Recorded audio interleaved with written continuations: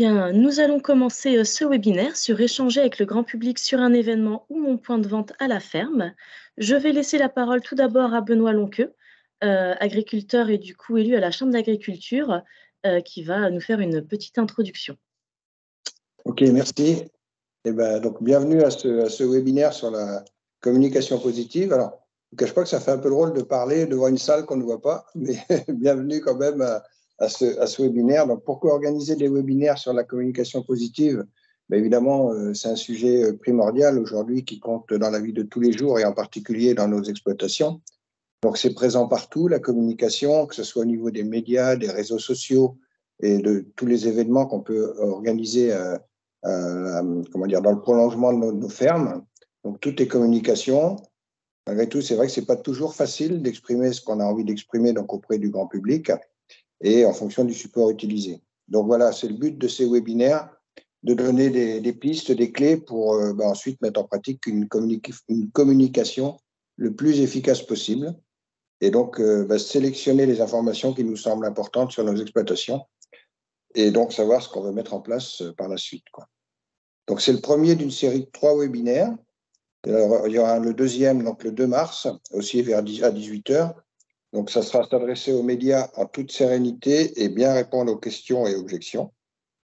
Donc, j'y participerai d'ailleurs à celui-ci.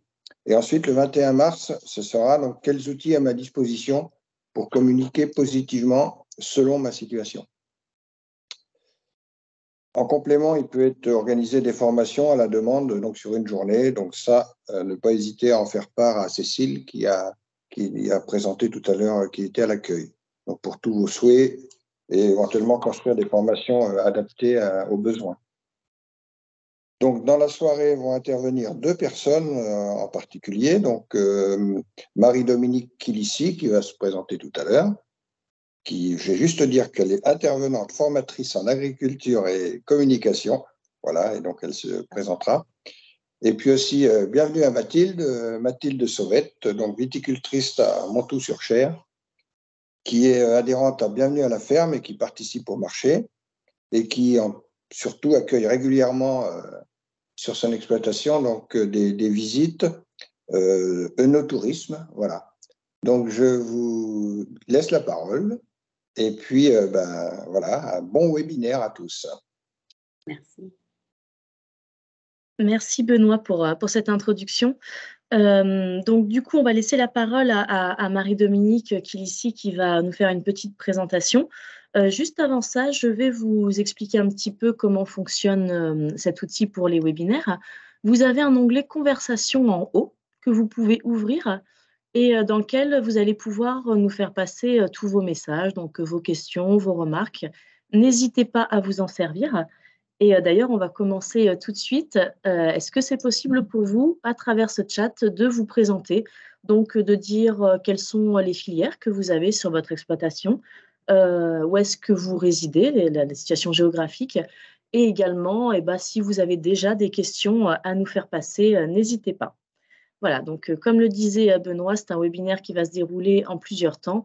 Tout d'abord, une intervention de Marie-Dominique Kilissi, suivie par une intervention, un témoignage de Mathilde Sauvette, qui vous expliquera ce qu'elle a mis en place sur son exploitation.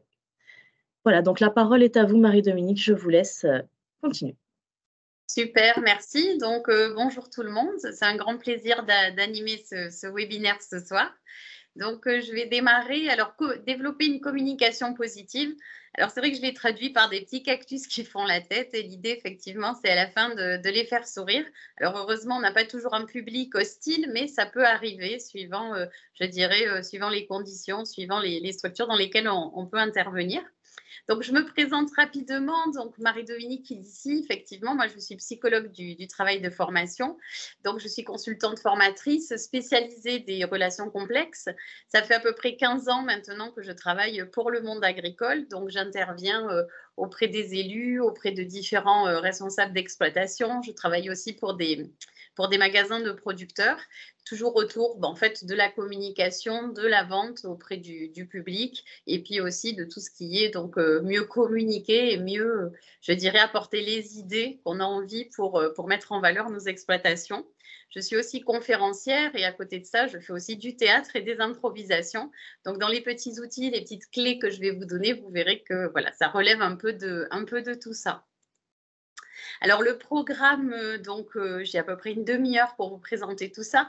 D'abord, quelques pistes pour réfléchir sur comment a évolué le public aujourd'hui. On parlera de 3 piliers, je vais y revenir, de la posture et du comportement qu'on doit adopter donc, face au groupe. Et ensuite, tout ce qui est discours et vocabulaire pour impacter positivement son public. Alors déjà, l'évolution du public, si vous pouvez me noter dans le chat, et du coup, si Cécile après peut me dire, vous pouvez me couper, il n'y a pas de souci, sur à votre avis, comment a évolué le public et comment vous qualifieriez vos clients aujourd'hui par rapport aux clients d'il y a 5-10 ans. Donc moi, je vais vous donner quelques pistes, mais c'est intéressant déjà aussi sur le chat si vous pouvez nous donner quelques idées, quelques avis, peut-être quelques témoignages. Donc, quand je pose la question, moi, aux agriculteurs, aux exploitants, souvent on me dit que le public, en ce moment, il est de plus en plus méfiant. Il est méfiant par rapport à l'agriculture, il est méfiant, je dirais, par rapport aux agriculteurs en général, par rapport aux produits, etc. Il y a beaucoup de confusion des fois qui est faite. Mais en même temps, on les sent plus curieux, ils ont envie de comprendre, ils ont envie de savoir, donc ça c'est positif. Il y a un côté aussi plus procédurier, c'est-à-dire que des fois ce sont plus des associations là, mais qui viennent parfois dans les exploitations entre guillemets ou qui s'invitent à des événements pour poser des questions et puis éventuellement des fois malheureusement je dirais mener des actions des fois un peu contre les agriculteurs ou contre certaines structures. Le public aussi, il est plus exigeant, c'est-à-dire qu'aujourd'hui, ils veulent tout connaître sur la qualité, ils veulent savoir exactement ce qu'on fait, ils vont plus négocier les prix aussi quand on est je dirais, dans l'exploitation au niveau de la vente. Ils ont un petit côté sans gêne aussi. Donc, pareil, si vous avez des témoignages, allez-y, mais des fois, on peut retrouver des personnes comme ça dans les champs, dans les propriétés, dans les parcelles. Alors, déjà en train de voler parfois, malheureusement, ou alors en train des fois de faire des remarques. Voilà, j'ai vu des agriculteurs qui s'étaient retrouvés notamment avec des fois des randonneurs ou des vététistes voilà, qui se baladaient un peu comme si c'était chez eux. On a aussi des personnes qui sont de plus en plus alors informées, mais plus informées au travers des réseaux sociaux. On va voir que ce n'est pas forcément mieux informées. Souvent, il y a un côté plus excessif aussi des personnes, alors poussées parfois par les réseaux sociaux, par les médias. Il y a un côté un peu intransigeant sur la viande, sur l'environnement, voilà, sur ces sujets un peu sensibles. Plus vindicatif aussi, c'est-à-dire que des fois, ils font des remarques aussi sur le soin aux animaux, sur voilà, des choses comme ça. Il y a un côté plus crédule aussi, c'est ce que me disent souvent les agriculteurs, c'est-à-dire des fois ils peuvent être étonnés. Donc là aussi, j'attends vos remarques et vos témoignages sur le côté des fois, on a lu ça, ou on a vu ça à la télé, ou on a lu ça sur Internet. Et c'est vrai que les gens ont tendance à prendre un peu, je dirais, l'information au premier degré sans toujours avoir du bon sens et sans toujours l'analyser. Au final, je dirais qu'on a affaire à des personnes et à un public qui est plus inquiet, d'où l'importance finalement de faire cette communication positive, de les rassurer. Alors, je ne sais pas si Cécile a déjà eu des petites remarques. Hop. Pour le moment, il n'y a pas de questions, Marie-Dominique, vous pouvez continuer. Allez. Très bien. Alors, donc, je voulais vous présenter d'abord sur, je dirais, quand on doit s'exprimer face à un public, je suis allée chercher effectivement dans la rhétorique, donc les 3 piliers d'Aristote. Alors, Aristote, c'est lui, hein, c'est 350 ans avant Jésus-Christ. Alors, pourquoi lui? Parce qu'en fait, depuis les Grecs, finalement, on a assez peu eu de nouvelles théories ou de nouvelles approches. Il y en a quelques-unes, mais finalement, on se rend compte que tout tourne autour de ces 3 piliers. Alors, pour être efficace, finalement, quand on a un discours à faire, on doit, selon lui, baser son discours sur ces 3 piliers. C'est les 3 piliers fondateurs. Et donc, la rhétorique, c'est l'art de bien parler. Ce qui est intéressant de savoir, c'est que quand on a un pilier quelque part qui est défaillant, on va le voir quand on a une partie qui est défaillante, en fait, on peut s'appuyer sur les deux autres piliers. Alors, le premier pilier, donc, c'est ce qu'on appelle l'éthos. L'éthos, c'est quoi? Finalement, c'est le caractère d'autorité de l'orateur. C'est finalement, alors ça se rapproche de l'éthique, et finalement, c'est qu'est-ce qui vous rend, vous, crédible? Qu'est-ce qui vous rend finalement efficace dans votre prise de parole? Donc, on va le voir dans la préparation notamment. Il va falloir préparer sa présentation. Comment est-ce que je me présente? Qu'est-ce que je dis? Est-ce que je parle de mes études? Est-ce que je parle de mon expérience en tant qu'exploitant? Est-ce que je dis que on est agriculteur chez moi de père en fils depuis 2-3 générations? Voilà, ce sont toutes ces thématiques-là qui vont finalement renforcer le côté crédible. Pourquoi il faut être crédible? Parce que face au public qui est inquiet, donc encore une fois, pour le rassurer, il faut qu'il se sente pris en charge par quelqu'un de compétent et d'efficace. Donc, on va avoir des petits tips, des petites astuces pour jouer là-dessus. Deuxième pilier qui est très important, c'est ce qu'on appelle le logos. Le logos, c'est le discours, c'est la structure, c'est la logique.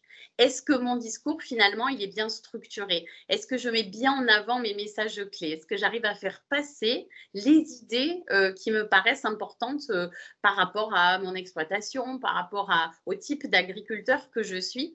Donc là, c'est tout ce qui est raison, c'est tout ce qui est rationnel.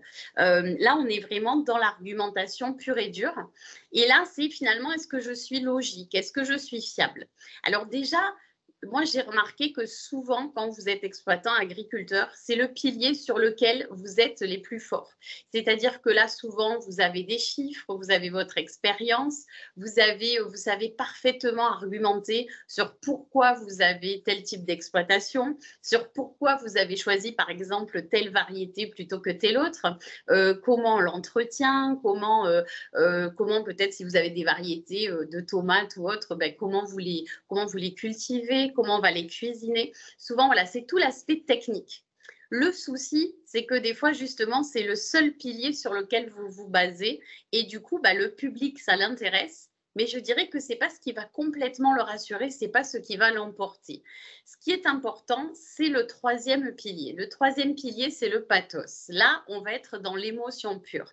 L'auditoire aujourd'hui a besoin, votre public a besoin de ressentir des émotions. S'ils viennent visiter, par exemple, la ferme, ils ont besoin de, je dirais, de ressentir des choses, de vivre une expérience particulière. Surtout s'ils viennent en famille, ils ont envie de partager quelque part un bon moment. Donc voilà, là, c'est d'autres questions, on va avoir à se poser sur comment je leur fais vivre finalement ça.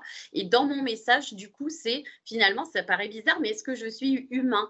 Comment je crée du lien avec ce public? Comment je crée finalement ce contact avec les personnes, avec les autres? C'est très important. Donc là, on est dans la passion, dans l'émotion.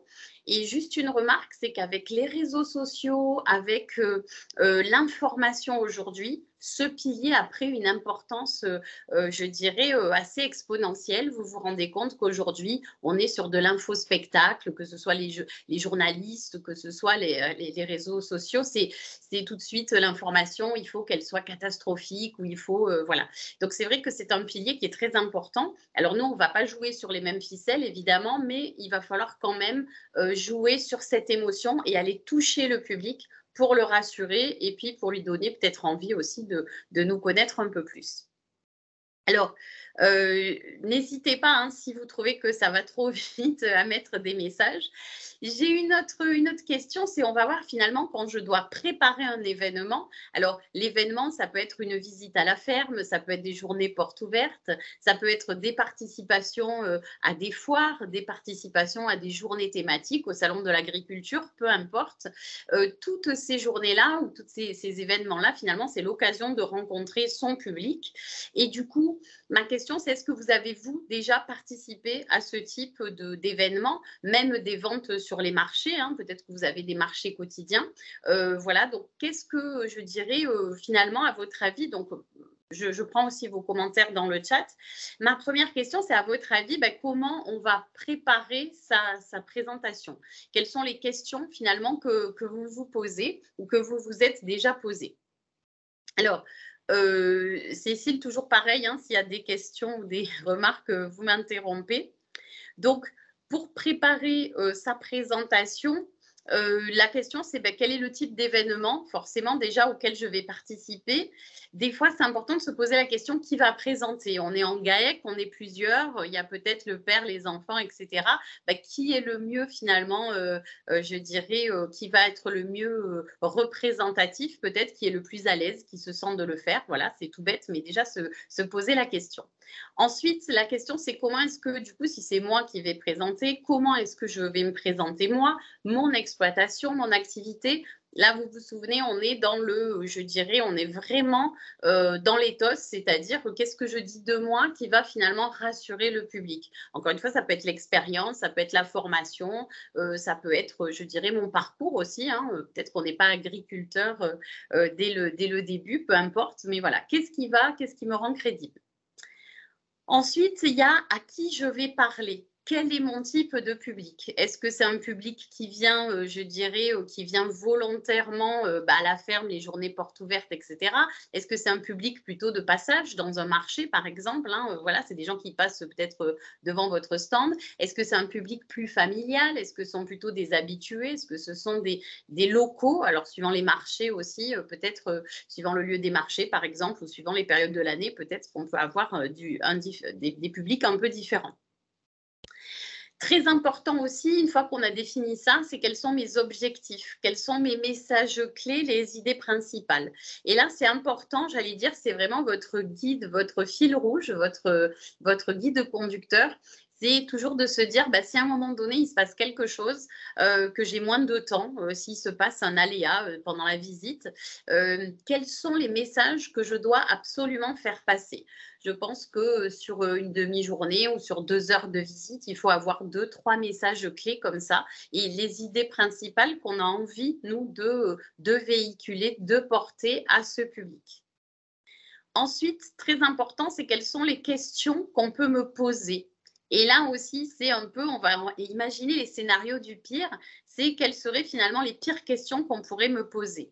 Les pires questions, ça peut être les questions qui fâchent, qui dérangent, ça peut être des questions où je me dis là-dessus, je ne suis peut-être pas armée pour répondre, je sais pas vraiment répondre. Voilà, c'est un peu quelles sont les questions redoutées.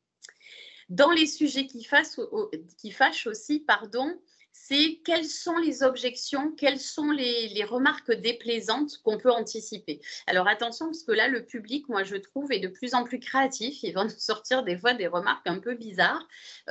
Du coup, moi, j'ai travaillé avec des producteurs de miel et c'est vrai, par exemple, que sur les marchés, des fois, on avait des personnes qui s'arrêtaient et qui disaient « mais vous êtes sûr que le miel, c'est bien le vôtre et le miel, il est bien fait par les abeilles ?» Alors, ça paraît bizarre comme question, mais tout simplement parce qu'ils avaient vu que du miel était souvent importé de Hongrie et en fait qu'on mettait des tas de choses dans ce miel qui n'était pas forcément un miel vraiment pur, je dirais pur et authentique. Voilà, donc du coup, dès qu'il y a des reportages à la télé, dès qu'il y a des choses un peu sur Internet comme ça qui traînent, c'est vrai que le public, on a vu, devient méfiant et peut poser comme ça des questions un peu bizarres. Autre chose aussi, dans ma visite, si par exemple je fais la visite de l'exploitation, c'est toujours important de se dire par où je commence finalement. Est-ce que je les assois d'abord dans un petit coin et puis je leur expose pendant 5-10 minutes l'historique un peu de la ferme? Est-ce que je les fais visiter déjà une partie? Est-ce qu'à un moment donné, je vais devant eux effectuer des gestes techniques? Est-ce que je vais… voilà, c'est un peu réfléchir comment on fait. Généralement, si on est malin et qu'on organise une visite par la ferme, on finit toujours par le côté plus commercial, entre guillemets, sur la vente de produits pour qu'ils puissent repartir avec nos produits. Enfin voilà, c'est un petit peu ces étapes-là. Et puis pour chaque étape, c'est aussi se dire qu'est-ce que je présente, qu'est-ce que je dis, toujours pareil, mes messages clés. Une question toute bête aussi, mais que j'ai souvent des agriculteurs, c'est finalement, je m'habille comment? Alors, c'est vrai qu'on soit sur le marché, qu'on soit à la ferme, qu'on soit, je dirais, suivant le type d'événement, je dirais habillez-vous comme vous seriez habillé naturellement, voilà, sans forcément, c'est pas la peine de se déguiser, entre guillemets, en agriculteur. Mais voilà, mettez-vous dans je dirais, dans des habits classiques dans lesquels vous êtes bien. Et puis, pensez aussi que si vous devez bouger, forcément, il faut un côté un peu pratico-pratique. Ça ne sert à rien, entre guillemets, de se déguiser. Voilà. Autre chose aussi, quels pourraient être les scénarios du pire? C'est-à-dire, est-ce que dans les groupes que je vais recevoir, est-ce qu'il peut y avoir finalement peut-être des associations qui sont anti quelque chose, qui pourraient revendiquer quelque chose? Est-ce que dans, je ne sais pas moi, dans mon village, est-ce qu'il y a peut-être des personnes, des voisins comme ça qui seraient un peu négatifs et qui pourraient venir un peu pourrir l'ambiance? Enfin, voilà, c'est un peu ces questions-là. Et puis aussi, tous les aléas qui peuvent se produire tout simplement pendant une visite, par exemple, à la ferme ou sur une je dirais, sur une foire, un marché aussi, tiens, qu'est-ce qui peut se passer? Il y a beaucoup de monde, il n'y en a pas, il y a finalement un concurrent qui n'est pas loin. Voilà, c'est des petites questions à se poser parce que du coup, ça peut générer des questions et des réactions spécifiques de la part du public.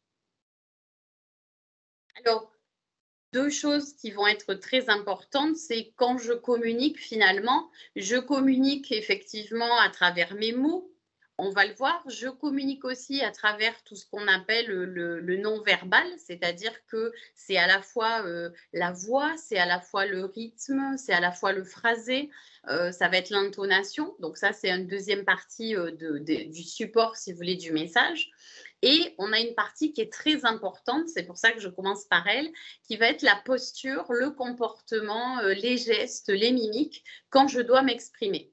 Donc, d'abord, quand je vais parler, je dirais à un public, ça paraît logique, mais plutôt être toujours face au groupe.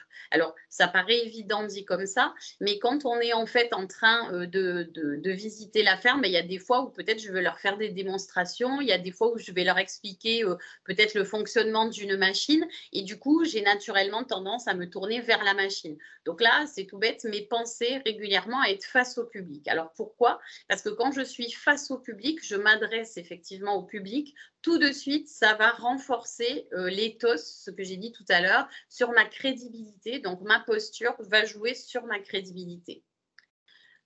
En plus d'être face au groupe, ce qui est important, c'est de jouer sur les 3 dimensions. Ce qu'on appelle les 3 dimensions, c'est quoi? C'est la grandeur, la hauteur, d'accord, l'ouverture et la proximité. Là aussi, c'est important, c'est que ces 3 dimensions, au plus j'occupe l'espace, au plus je vais finalement rassurer. Encore une fois, on est là pour rassurer le public, pour envoyer des messages positifs.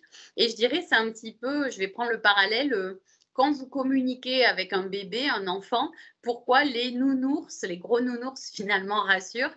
C'est parce que ils sont grands, ils sont imposants, ils sont ronds et du coup finalement ils occupent l'espace et ils deviennent rassurants. Alors quelque part c'est un peu ça mon message, c'est transformez-vous en gros nounours pour, je dirais, aller vers le public et le rassurer. Autre chose, être stable sur ses pieds. Là aussi, c'est important, c'est que peut-être quand on parle au public, quand on n'a pas trop l'habitude, on peut avoir tendance à bouger comme ça, on est mal à l'aise.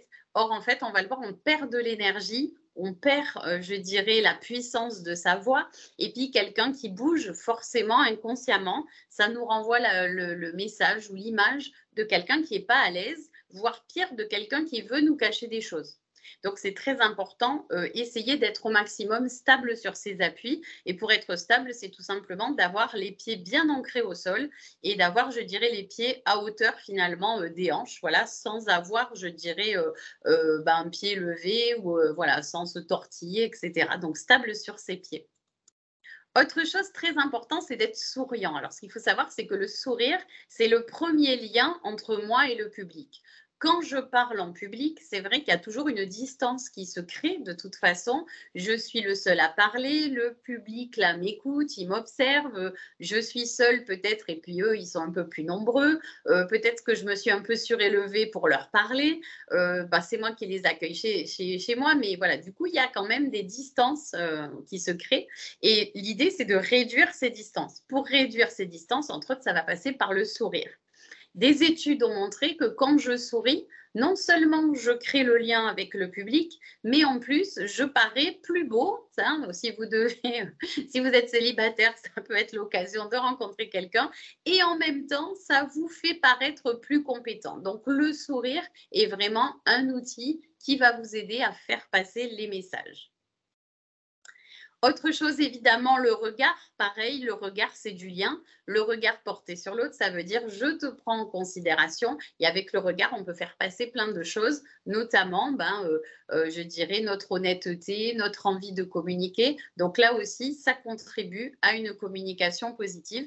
Pareil, si je suis en train de faire des démonstrations, si je suis en train d'expliquer je dirais, des parties un peu plus techniques, c'est important que je pense régulièrement par exemple, à lever la tête et à regarder les personnes qui sont en face de moi. Autre chose, la mise en énergie. La mise en énergie, elle est importante. C'est un peu toute votre motivation, toute votre envie à faire passer votre message. Voilà, ça c'est aussi fondamental. Cette énergie, c'est un peu à un moment donné, pourquoi vous faites ça? Qu'est-ce qui vous motive? En même temps, si vous recevez du monde chez vous ou si vous participez à ce type d'événement, c'est qu'à un moment donné, forcément, vous êtes motivé pour le faire, vous avez envie de le faire. Donc, il faut vous mettre en énergie pour, je dirais, accompagner le message. Et puis, dernière chose, si vous pouvez, c'est d'avoir aussi des gestes illustratifs, notamment quand on fait des démonstrations, quand on explique, etc. Sans être italien, hein, vous parlez avec les mains, mais c'est vrai que ces gestes illustratifs, ils vont vous permettre de poser le discours, d'illustrer, et du coup, ça renvoie, encore une fois, une image de maîtrise au public qui vous écoute. Et la dernière partie, donc quelques petits tips aussi, donc sur le discours et le vocabulaire. Donc, d'abord, très important, essayez toujours, vous allez parler de vous parlez de votre exploitation, c'est logique, mais il y a des moments, il va falloir vous décentrer, c'est-à-dire toujours vous poser la question, mais qu'est-ce qui les intéresse? Quelle est leur préoccupation? Pourquoi ils viennent m'écouter? Pourquoi ils viennent à la ferme? Ou pourquoi ils viennent participer à tel ou tel événement? Et du coup, c'est vraiment démarrer certaines de vos phrases par vous qui, par exemple, vous qui êtes des parents, vous vous posez des questions sur telle et telle chose, vous recherchez des produits sains, vous recherchez des produits locaux. Voilà, c'est vraiment démarrer vos phrases de temps en temps par vous et vous mettre à leur place et essayer de parler finalement de leur point de vue. Tout de suite, ça a quelque chose, encore une fois, de rassurant et ça va créer le lien avec le public. Évidemment, essayez au maximum de simplifier ce que vous allez dire. Évitez les termes trop techniques ou alors vous les expliquez parce que sinon, assez rapidement, vous allez décrocher les personnes et assez rapidement, les personnes, finalement, elles vont se dire il emploie du jargon trop technique, peut-être qu'il veut nous enfumer, entre guillemets, peut-être qu'il essaie de noyer le poisson. Voilà, donc au plus c'est simple, au plus c'est précis et au plus, je dirais, le public va adhérer. Très important, ça va être aussi d'illustrer, d'imager, de prendre des exemples, des analogies. Je me souviens d'un agriculteur qui fait des visites à la ferme et qui, par exemple, parle de l'irrigation, qui parle effectivement de temps en temps, il explique qu'il est obligé de mettre certains types de produits, etc. Et il rentre dans des explications autour de la chimie. Et pour expliquer les dosages, les microdosages, par exemple, il prend le parallèle avec l'homéopathie. Bon, voilà, le fait de faire ces parallèles, le fait de donner ces exemples tout de suite, ça permet aux personnes de mieux comprendre, d'illustrer, je dirais, d'avoir des images mentales et elles vont plus adhérer au discours.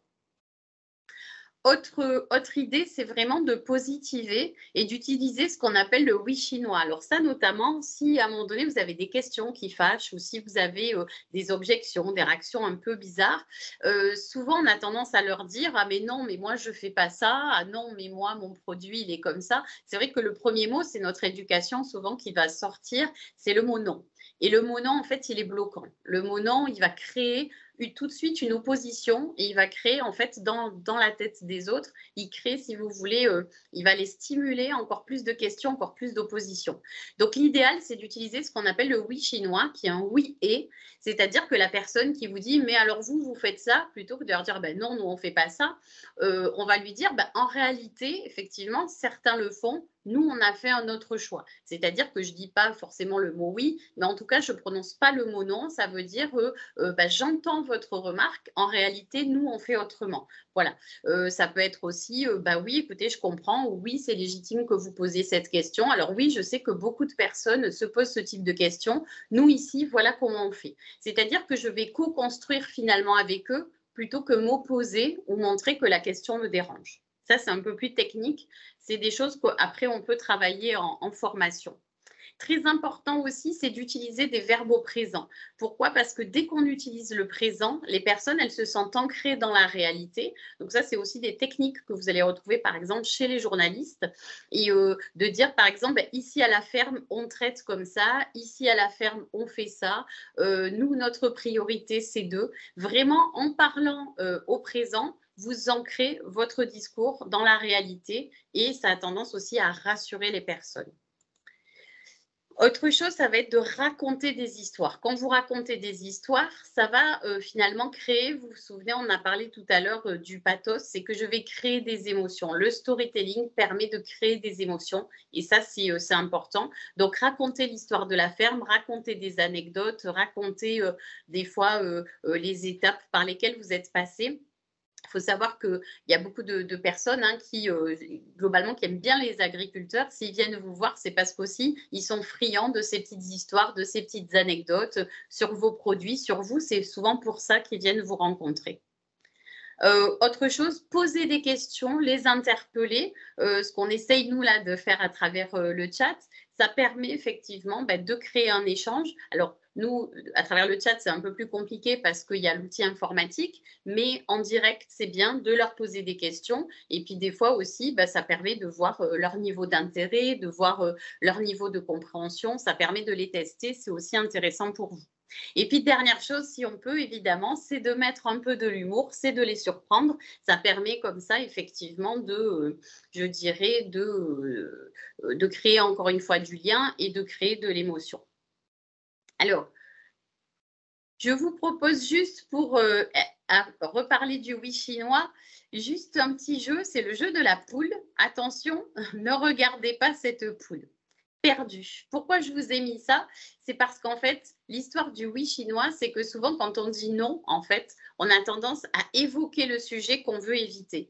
Si je vous dis non, mais nous ici, on ne fait pas ça ou on ne met pas de produit, tel produit ou on ne fait pas ça, en réalité, on met dans la tête des personnes l'image inverse de ce qu'on veut faire. Donc, c'est pour ça que la communication positive, elle doit passer par, je dirais, des termes positifs et éviter à tout prix les termes négatifs et les mots non. Parce que vous voyez, par exemple, au travers de cette poule, on a beau vous dire de ne pas regarder la poule, en fait, on la regarde. Donc, c'est très important de garder ce message positif.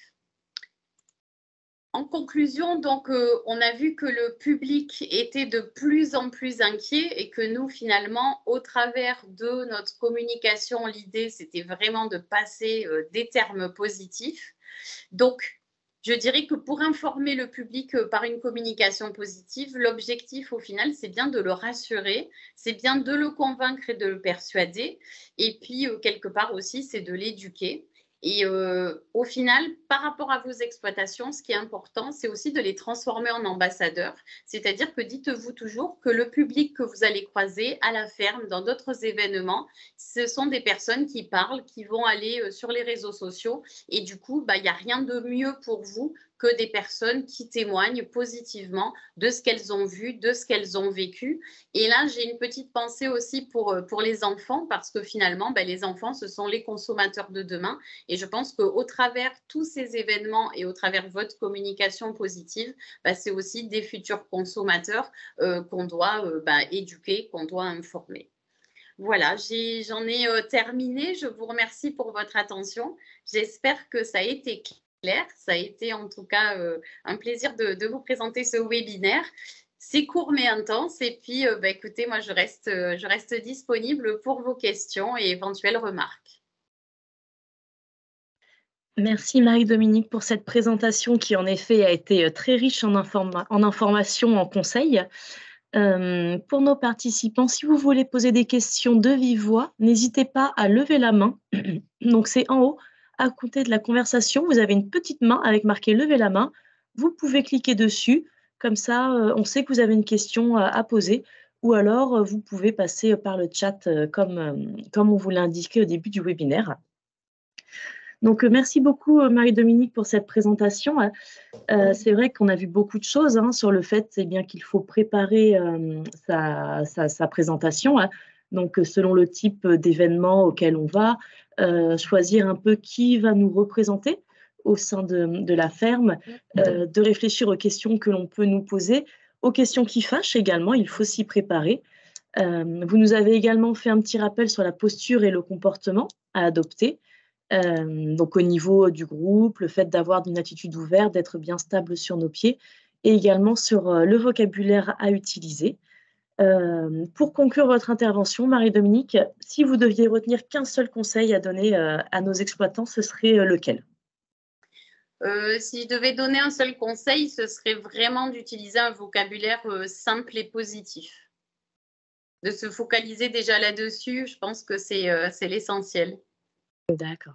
Alors, on a une petite question dans le chat de Jessica qui nous demande « et pour les professionnels ?»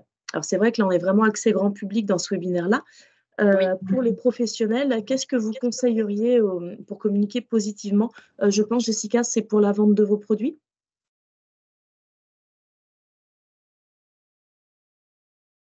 Tout à fait. Au niveau de la vente des produits, quels conseils vous donneriez en communication positive pour là, par contre, s'adresser à des professionnels qui viennent acheter les produits dans une quantité plus importante? Oui.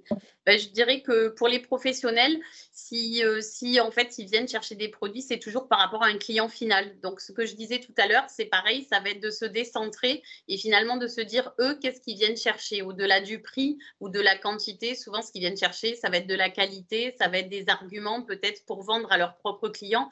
Donc quand on dit professionnel, je pense peut-être à des magasins, je ne sais pas si c'est le cas, à des plaques, des centrales d'achat. Enfin voilà, je ne sais pas si c'est pour vous si c'est ça. Et du coup, c'est vrai que ils ont toujours en fait des clients finaux et du coup, bah, c'est à d'argumenter par rapport à la qualité, par rapport au prix, par rapport au côté pratique. C'est ce que je disais, c'est-à-dire aller chercher vraiment là des arguments par rapport aux bénéfices que vont en tirer finalement les clients finaux en fonction des clients. Ça peut être aussi peut-être pour les cantines scolaires, je dis n'importe quoi, mais ça peut être pour les enfants. Du coup, ça va être le fait qu'on est en circuit court, le fait qu'on soit sur des produits locaux, sur des produits effectivement qui vont être bah, tout simplement plus sains, qui sont plus frais parce que ramassés ou cueillis, par exemple, je dirais plus tôt, enfin voilà, etc. Donc c'est vrai que c'est un peu tout cet argumentaire-là, on est presque là dans la vente, hein, sur l'argumentaire, c'est toujours de se mettre à la place du client final cette fois et je dirais, de pouvoir positiver ça. Et pareil, donner des images, des exemples qui vont pouvoir mettre en valeur nos produits et mettre en valeur notre travail. Merci Marie-Dominique. Jessica, est-ce que nous avons répondu à votre question? Oui, d'accord, très bien. Merci beaucoup. Alors, si vous avez d'autres questions, vous pouvez les mettre dans la conversation ou alors lever la main. Si c'est bon pour vous pour le moment, n'hésitez pas, hein, continuez avec les questions, on y arrivera de toute façon. On va passer au second temps de ce webinaire. Donc, merci Marie-Dominique, vous restez avec nous hein, jusqu'au bout pour répondre aux questions ensuite. On va continuer avec Mathilde, donc Mathilde Sauvette qui est viticultrice à Montoux-sur-Cher, qui va se présenter et qui va également nous proposer un petit témoignage donc, sur ses activités, alors à la fois de nos tourismes, mais également sur le discours, les termes, le vocabulaire qu'elle utilise quand elle présente sa ferme ou quand elle échange même avec des clients lors de marchés. Voilà, donc Mathilde, je vous donne la parole pour vous présenter et pour nous faire part de votre petit témoignage. Eh bien, merci Cécile, merci Marie-Dominique, bonsoir à tous. Donc effectivement, moi je suis viticultrice sur la commune de Montoux-sur-Cher. J'ai repris l'exploitation de mes parents. Ça fait bientôt une dizaine d'années maintenant que je suis revenue sur le domaine. Et je suis officiellement donc, installée gérante du domaine depuis 2 ans et demi. Mes parents sont toujours là, toujours actifs, mais pour tout ce qui est l'aspect communication, commerce, visite, salon, que ce soit professionnel ou particulier, maintenant c'est complètement moi qui ai repris la main là-dessus. Ça fait quand même très longtemps que sur le domaine, on est ouvert au public. Mes parents ont vraiment agrandi et développé le domaine au cours des années 80 en ayant toujours à la fois une activité de vente de vin auprès des professionnels et auprès des particuliers avec de l'accueil de public au domaine. On a donc, pour vous resituer, on a 18 hectares de vignes dont on s'occupe toute l'année. On va transformer l'intégralité des raisins en différentes cuvées que l'on va intégralement commercialiser par nous-mêmes. Donc, on a à la fois des clients professionnels et des clients particuliers. Le no-tourisme et la découverte de notre domaine, mes parents l'ont longtemps bricolé, ils ont longtemps... alors, il y avait l'accueil du public au domaine, la vente de vin, c'est par là qu'ils ont commencé. Après, il a commencé à y avoir des demandes, notamment de quelques-uns de nos clients professionnels qui voulaient venir découvrir le domaine, qui voulaient amener leurs propres clients. Donc, c'est de là qu'on a commencé à faire des visites, à s'organiser sur comment on pouvait recevoir de façon confortable et agréable ces visiteurs. Il y a eu une étape importante qui a été le déménagement de nos bâtiments. On a monté un nouveau chai sur la commune. Alors, on s'est déplacé que de 500 mètres. Mais ce nouveau bâtiment nous a permis de se recentrer par rapport aux nos vignes. Ça nous a permis d'être plus proche d'un axe de circulation, ce qui fait qu'au niveau d'accès, c'était beaucoup plus simple pour les visiteurs. Et ça nous a permis aussi de refondre complètement ce qu'on faisait en termes de visite, puisque auparavant, le chai se situait à 200 mètres des vignes et quand on emmenait les gens dans les vignes, on n'était que dans nos vignes. Aujourd'hui, quand nos vignes sont beaucoup plus proches, mais en fait, il n'y a pas que les nôtres. Et moi, une grande partie de nos visites, c'est d'emmener les gens au plus près des vignes. C'est là qu'on leur explique le mieux notre métier. C'est là que ça devient concret, qu'on peut leur montrer des choses, leur donner des notions d'échelle. Ça a aussi des inconvénients puisque on n'est pas que chez nous. Il faut faire attention éventuellement à la circulation des engins sur les chemins. Et comme nous parlait Marie-Dominique, ça peut amener aussi des questions pas gênantes, mais voilà, des questions qui fâchent, si on veut. Nous, ça fait 20 ans maintenant qu'on travaille en bio. On a des voisins qui ne le sont pas du tout. Les gens, du coup, se retrouvent confrontés aux deux systèmes de production et il faut avoir préparé un petit peu comment on va réagir à ces questions-là, comment on va leur expliquer, en étant positif dans notre discours, positif dans la façon dont on va leur expliquer pourquoi nous, on est arrivé à ce mode de production, sans décrédibiliser le travail de notre voisin, puisque chacun a sa façon de voir son métier et sa façon de travailler. Donc, c'est vrai que c'est des questions qu'on n'avait pas auparavant tant qu'on était dans notre petit cocon avec juste nos vignes. Après, ça amène aussi beaucoup plus de richesse au discours qu'on peut avoir et ça ouvre aussi les yeux à tous nos visiteurs sur les différents modes de production d'un même fruit qui peut être le raisin et puis du vin derrière. Voilà, donc il y a la partie accueil au domaine, il y a la partie aussi salon, marché que l'on peut faire. Donc nous, on est labellisé Bienvenue à la ferme, comme le disait Benoît Lonqueux en introduction. On est aussi labellisé cave touristique au niveau de notre profession de vigneron. Ce qui fait que suivant les endroits où on peut se déplacer sur des salons ou sur des marchés, on peut avoir des publics très différents et des discours très différents. Quand vous participez par exemple à un marché Bienvenue à la ferme, on est un vigneron ou deux parmi d'autres producteurs, d'autres filières, et là les gens ils vont venir chercher le côté local, ils vont venir chercher faire leurs courses, etc. Donc là on a un discours beaucoup plus centré sur nos produits. Quand on va faire un salon dédié à notre production, donc nous en l'occurrence le vin, on a un public qui est un peu plus averti, qui vient pour découvrir nos vins, et du coup on va vraiment rentrer dans des choses un petit peu plus techniques. les différences entre nos différentes cuvées, qu'est-ce qui nous différencie de nos voisins. Et on passe plus par de la dégustation, ce que sur un marché, on ne va pas faire. Quand ils viennent au domaine, c'est en général une vraie démarche de leur part. Donc, c'est vraiment des gens qui sont intéressés, qui vont être là pour comprendre comment on travaille, pourquoi on est en bio, qu'est-ce qui nous y a amené. Donc, ils viennent chercher l'histoire. Donc, on essaie vraiment de structurer notre visite pour qu'ils repartent plus enrichis qu'à leur arrivée. Alors, la plupart des visites, c'est moi qui les fais. Mon papa en fait également. On s'est rendu compte que quand ils viennent chez le producteur, ils veulent voir le producteur. Et c'est aussi toute notre valeur ajoutée, c'est le fait que ce soit nous qui faisions les visites. On a tout le côté émotionnel, comme on a pu parler avant, qui est beaucoup plus présent. On va plus facilement adapter notre discours aussi en fonction du public qu'on va avoir. Voilà, comme Marie-Dominique nous le disait, moi je pose beaucoup de questions aux gens pour essayer de savoir leur degré de connaissance déjà sur notre filière, pour essayer d'adapter le discours.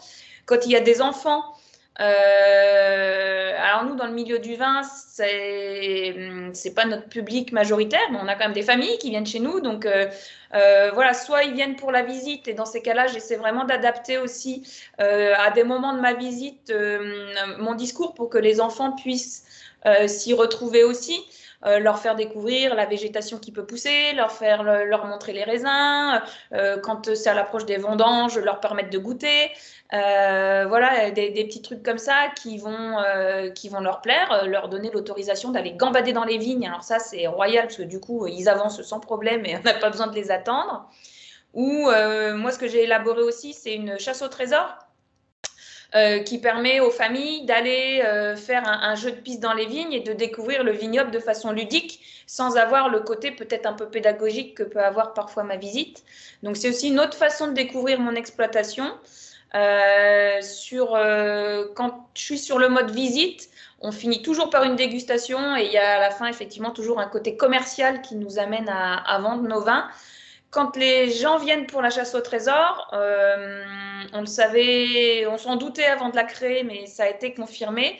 On va avoir à la fois des gens qui viennent pour le jeu, et là, pour le coup, même la dégustation de vin à la fin ne va pas forcément les intéresser.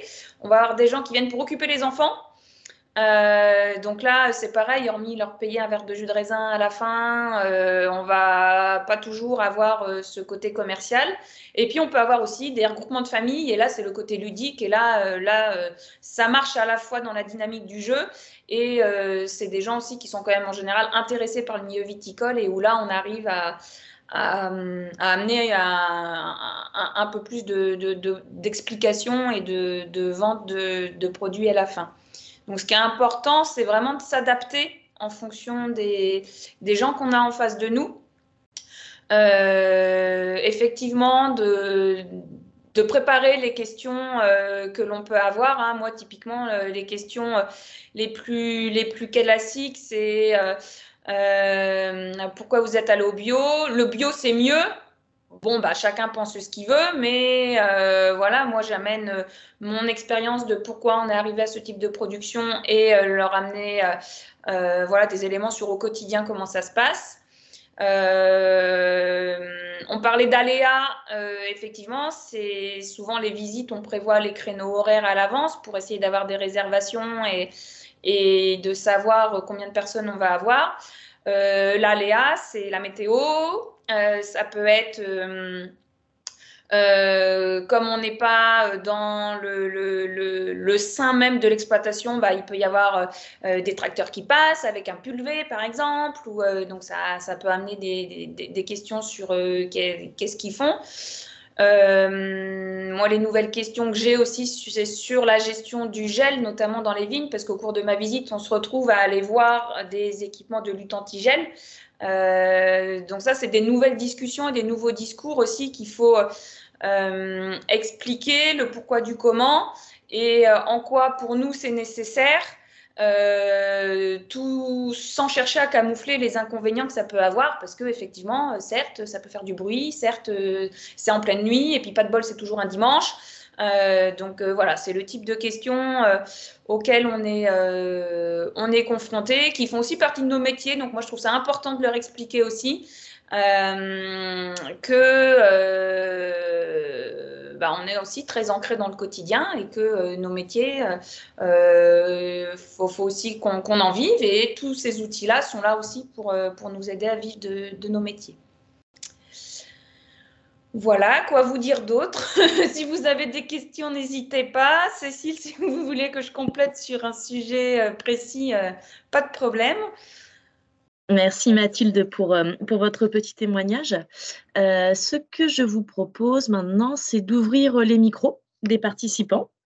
Comme ça, si vous avez des questions pour Mathilde ou pour Marie-Dominique, vous pourrez leur poser directement, sans passer par le chat. Donc, je vais laisser Céline ouvrir les micros de tout le monde. Et en attendant, Mathilde, histoire de compléter un peu votre témoignage, est-ce que vous pouvez éventuellement expliquer à nos participants comment vous réagissez face à une personne qui peut être braquée sûre de ce qu'elle avance? Est-ce que ça vous est déjà arrivé d'en rencontrer? Et comment vous réagissez pour montrer à cette personne qu'il finalement, il n'y a pas qu'une seule vision, qu'il y a plusieurs agricultures et que finalement, des fois, on ne sait pas tout? Oui, j'essaie d'expliquer, nous, notre façon de travailler. Parfois, il peut y avoir aussi des fausses idées. Donc, les gens arrivent effectivement avec des idées préconçues, et l'objectif de visite aussi, c'est un peu de casser ces idées. Souvent, je peux avoir par exemple, on est en culture bio, donc on laisse faire la nature et entre guillemets, on n'intervient pas. Non, si je faisais ça, j'aurais pas de raisin au bout du compte, et ça serait beaucoup plus compliqué.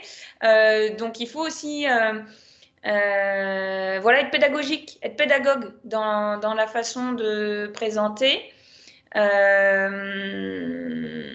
Au bout de quelques années, on commence à être un petit peu rodé sur les questions, mais c'est vrai que parfois, oui, les réseaux sociaux, les médias, tout ça amène de nouvelles idées. Par exemple, bio, c'est sans soufre. Enfin, nous, c'est très technique au niveau du vin, mais non, ça ne veut pas dire ça. Donc, j'essaie toujours de remettre le cadre. Si j'ai des notions, parfois, il faut en revenir à donner les notions réglementaires. Hein. C'est un peu comme le code de la route ou les règles d'étiquetage, mais redonner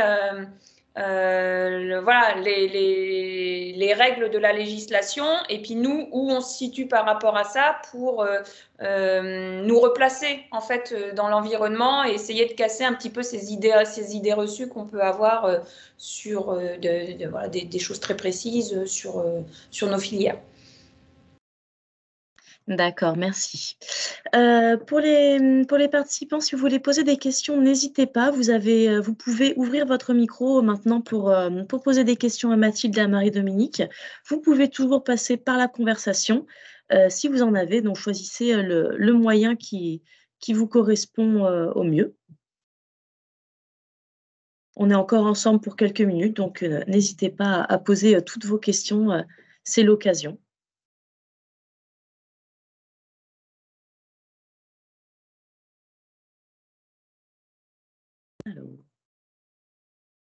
Hop. Donc, on a Jessica qui vous remercie, Mathilde, pour votre témoignage.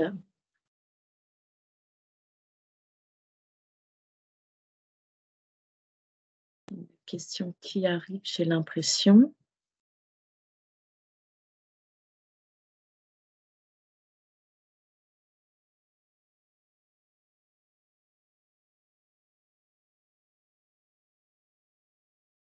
Ça a disparu. Alors, Frédéric, qui vous remercie également pour vos interventions. Donc, écoutez, s'il n'y a pas de questions, on va s'arrêter ici. Est-ce que, Marie-Dominique, vous souhaitez rajouter un petit mot, le petit mot de la fin pour la présentation? Et après, on laissera Benoît Lonqueux conclure ce webinaire. Et si d'ici là, vous avez des questions encore, n'hésitez pas dans le chat ou à ouvrir votre micro avant la fin. Le dernier mot, ce serait peut-être je dirais d'oser se lancer, parce qu'effectivement, je pense que pour ceux qui sont là, alors peut-être que certains le font déjà, mais d'autres pensent peut-être à organiser ce type d'événement, et c'est vrai que ça peut faire un peu peur. Et puis finalement, Mathilde le dit très bien, je pense qu'après, avec l'expérience, on arrive à trouver des réponses, on arrive à être un peu plus pédagogue, etc. Et puis le fait d'en parler entre vous aussi, je pense que ça peut être pas mal. Et puis là, c'est un webinaire, donc c'est vrai que c'est toujours frustrant de vous donner des petits outils comme ça en 20 minutes. Moi, je vous invite tout simplement à participer peut-être à des formations organisées par la Chambre pour, je dirais justement, travailler un peu plus en profondeur pour pouvoir exposer vos cas, vos questions, travailler aussi, échanger avec d'autres collègues, d'autres agriculteurs sur le sujet. Voilà, moi, je pense que c'est ce qui sera en tout cas le plus efficace. Et puis, je fais la pub aussi pour les 2 prochains webinaires, d'assister aux autres webinaires, puisque finalement, c'est un ensemble. Et l'idée, au final, c'est vraiment, je dirais, de propager les messages positifs autour de l'agriculture, parce que je pense que voilà, c'est important pour le futur et puis pour vos exploitations. Merci Marie-Dominique pour cette conclusion. Donc oui, je rebondis sur ce que vous avez dit. Nous pouvons organiser des formations selon vos besoins, vos attentes, vraiment adaptées à ce dont vous avez besoin. Donc pour cela, n'hésitez pas à revenir vers moi à la Chambre d'agriculture. Donc Cécile Grossoeuf, vous avez mes coordonnées dans les mails qui vous ont été envoyés. Voilà, on peut construire des choses ensemble. Et bien entendu, il y a 2 autres webinaires qui arrivent dans les semaines à venir. Donc un sur les médias et un sur les outils. Je vais laisser le mot de la fin à Benoît.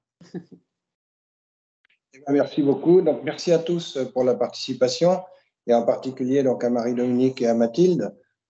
Juste en résumé, c'est vrai qu'on voit bien que la transparence, l'ouverture de nos fermes, et puis expliquer simplement ce que l'on fait, c'est déjà une forme de communication très positive, dès l'instant où on ouvre les fermes et qu'on explique pourquoi on fait ceci, pourquoi on fait cela.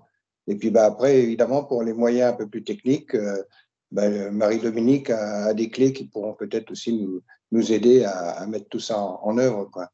Donc, merci beaucoup. Et puis, rendez-vous pour ceux qui le souhaitent le 2 mars à 18h et le 21 mars également à 18h. Voilà, merci et bonne soirée à tous.